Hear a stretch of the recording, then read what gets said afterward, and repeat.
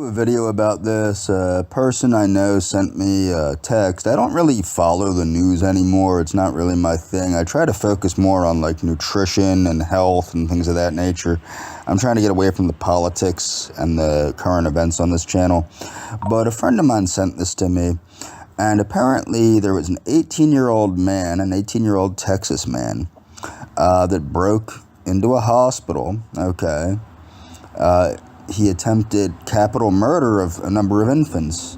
Nurses said Marcus McCowan Jr., who was visiting the hospital because his girlfriend was in labor, was yelling, screaming, and acting odd and unreasonable on the evening of October 3rd. Okay, he allegedly tried to break into the nursery before grabbing a baby from its mother and taking it into the lactation room. The mother had the baby in a carrier waiting to be discharged. A nurse said she saw Mr. McCowan with his hands around the baby's neck. The baby's face allegedly changed color from lack of oxygen before nurses and a security officer were able to wrestle the baby away. Mr. McCowan then allegedly ran into the nursery and grabbed another newborn and began strangling her. When the baby turned blue from lack of oxygen, he allegedly began to shake her and yelled, "Die." A respiratory therapist who witnessed the event said staff were able to pull Mr. McCowan to the ground while protecting the baby from further injuries, according to the report. Odessa police officers arrived at the hospital after nurses called 911 and said a man was choking an infant. After a scuffle, police took Mr. McCowan into custody. I want to express my sincere gratitude to those who responded to the incident last evening, especially our nurses, therapists, and security staff. See, this is the world we live in now. Nurses and therapists have to literally have the ability to fight like trained killers in order to protect the people that they're supposed to be providing life-saving, or in this case, life-giving, bringing these infants into the world, life-giving services to. But you now have nurses and therapists that need to be equipped to deal with basically living in a new kind of country here. Okay, and this video is going to be about two things: this gentleman that attacked these infants, and also how Trump let dangerous criminals out of prison. So the staff and physicians, along with the response team from Odessa Police Department, are incredible heroes. Yeah, the doctors and nurses should be heroes based on the fact that they're doctors and nurses, not the fact that they have to wrestle infants away from a maniac. Okay? So I'm going to continue because you might be wondering, what does this gentleman look like? You know, he's an 18-year-old man, his girlfriend's giving birth, blah, blah, blah. Let's see what he looks like. So now they're saying a Texas teen. No, he's a man. An 18-year-old man was arrested for storming into a hospital nursery and strangling two newborns and attacking the staff. Let's read that again. Texas teen arrested for storming into hospital nursery, strangling two newborns and attacking staff. This is what Mr. McCowan looks like right here. This is Mr. McCowan, just so you're aware of what he looks like. Let's open that image, you know. Boom. Oh, I can't do that. Let's see. So this is what he looks like here. An 18-year-old man in Texas was arrested after he allegedly stormed into a hospital nursery and began strangling newborns. So he allegedly stormed through the hospital nursery and began strangling newborns. This is just modern-day America right now. Law and Crime reports that Marcus Dwayne McCowan Jr. was charged on Monday with several felonies, including 2 counts of attempted first-degree capital murder. Wow, interesting. So as many people might know, right now Dr. Oz is running in my area against a person named John Fetterman, who I don't support either. I don't support either John Fetterman or Dr. Oz. I think they're both kooky. I think that John Fetterman is pro-crime, and I think Dr. Oz is pro-crime, and I think Dr. Oz is also anti-gun.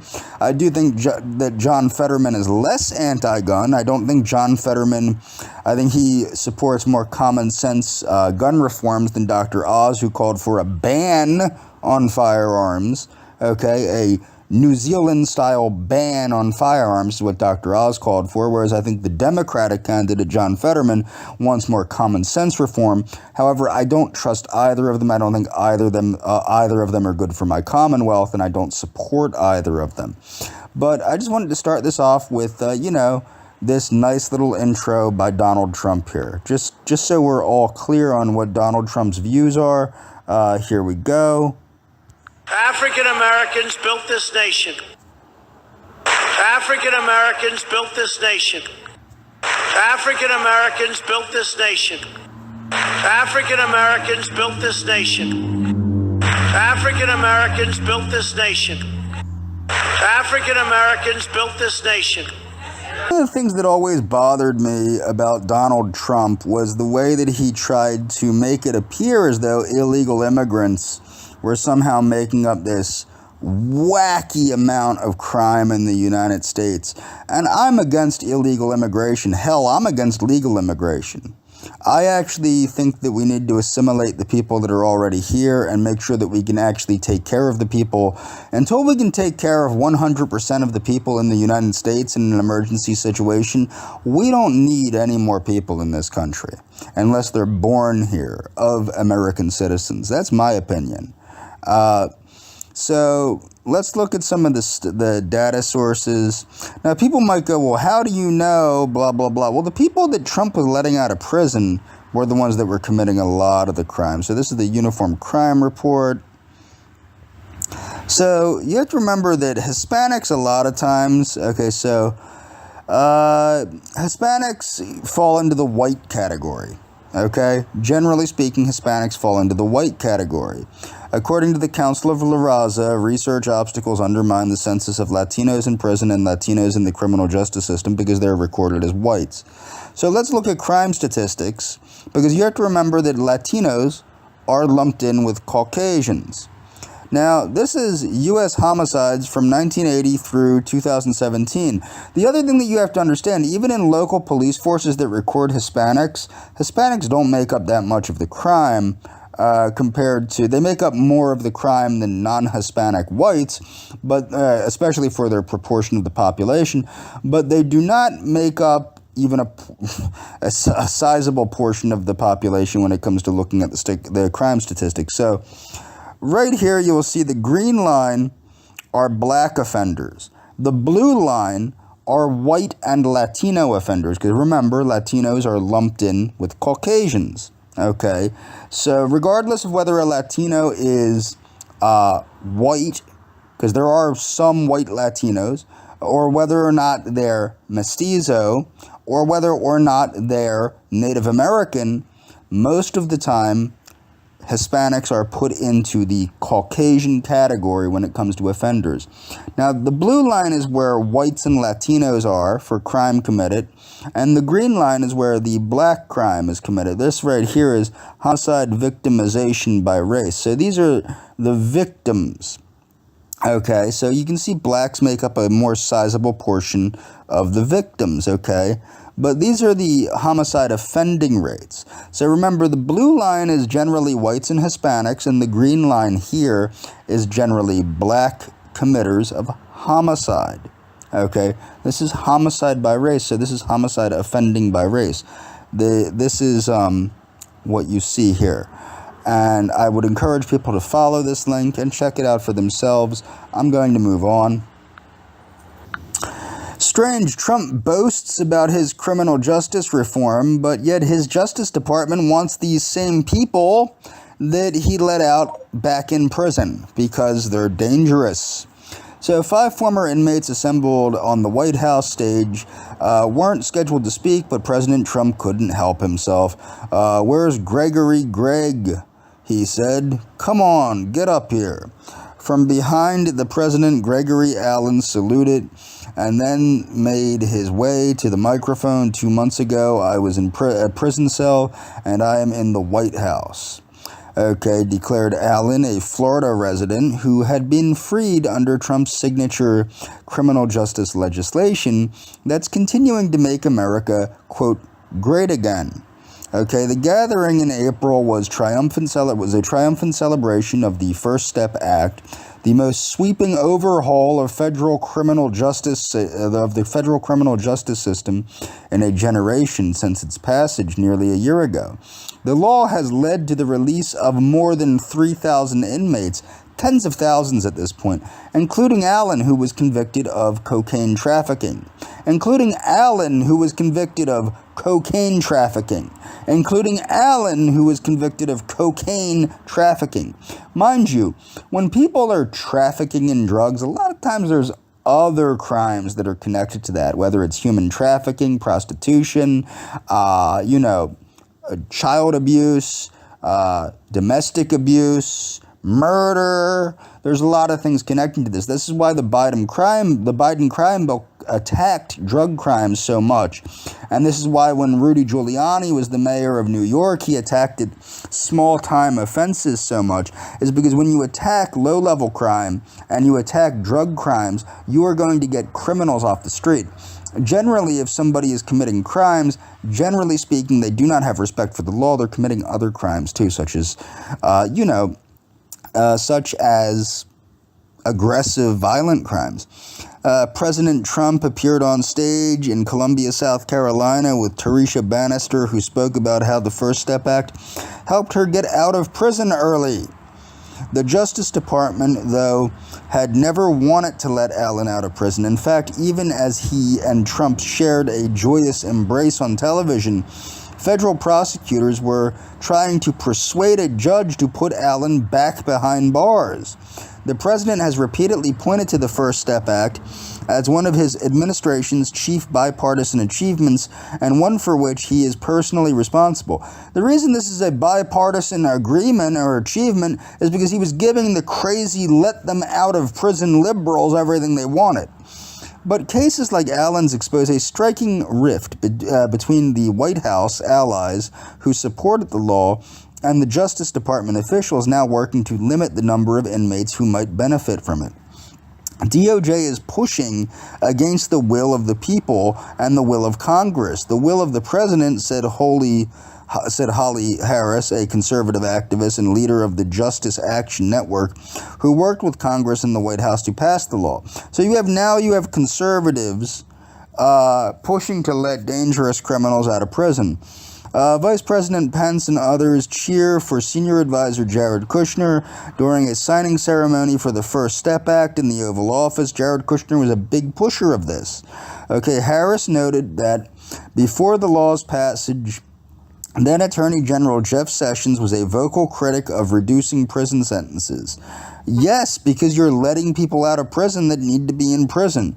His successor, William P. Barr, expressed similar reservations before his appointment.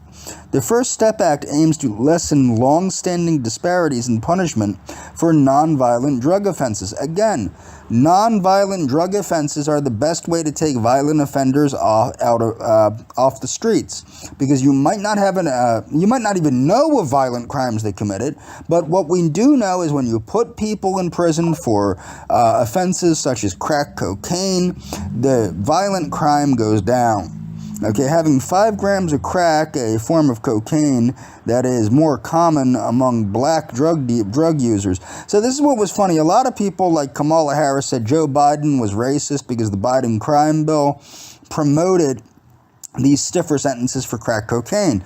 Well, the fact of the matter is, just because it's more commonly used by black drug dealers, homicide is more likely to be committed by black criminals. Does that mean we need to lessen punishment for homicide simply because black people commit more homicides than whites, Hispanics, Asians, etc.?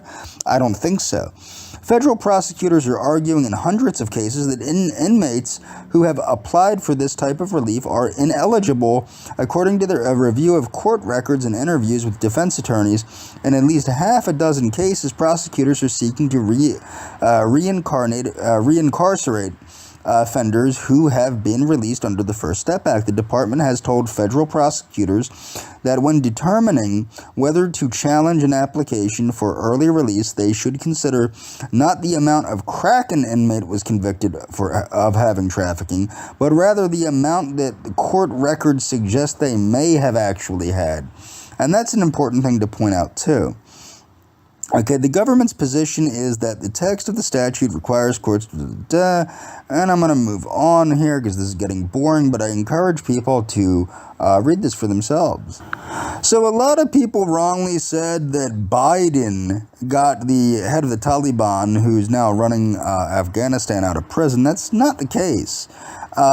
It was actually a combination of Donald Trump and that Karzai guy who was trying to get him released, the Taliban figure Mullah Abdul Ghani Baradar, who is now reportedly set to head the new Taliban government from prison.